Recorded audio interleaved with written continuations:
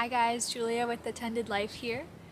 We're back with more of our wild food series. Today we're going to harvest some cleavers and some fresh nettle to make a pesto. So let's go get some cleavers.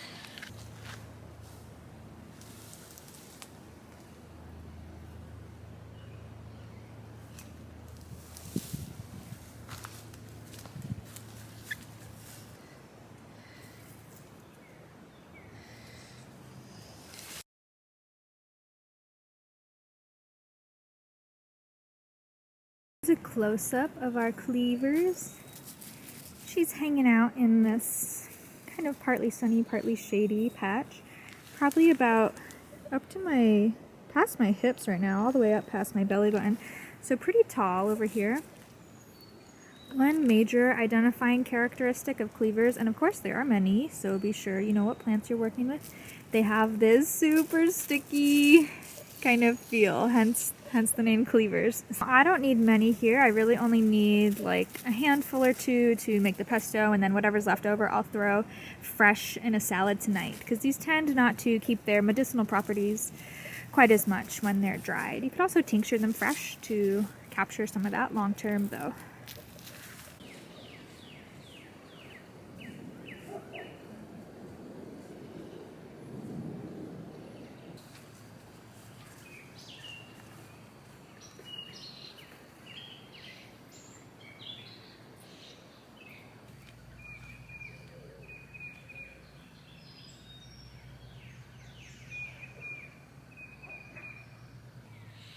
Here we are at the nettle patch, one of my all-time favorite plants and an absolute must for pregnancy. This is a daily ally for me for all those good vitamins and minerals. This is actually one of the most nutrient-dense foods on the planet. So to harvest her, I have my gloves and some scissors, and I just want to make sure to leave some of the stem.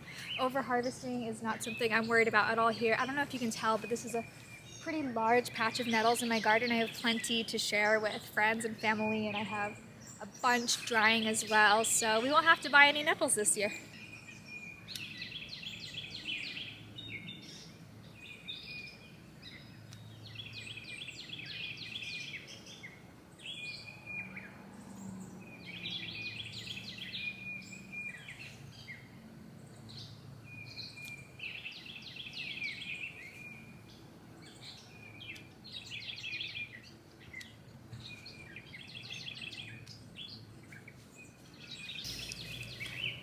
We got our cleavers, we got our nettle, we are ready to go to the kitchen and get started on this pesto. First things first, we'll blanch the nettles to take out the sting. And a lot of people say that this step isn't really necessary and that processing them in the blender or food processor will take out the sting. I have never tried it that way. So we'll just throw them in some boiling water for a minute or so.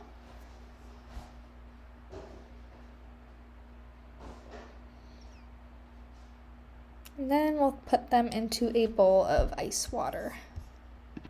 And then we'll dry them out with a dish towel, get rid of any excess water.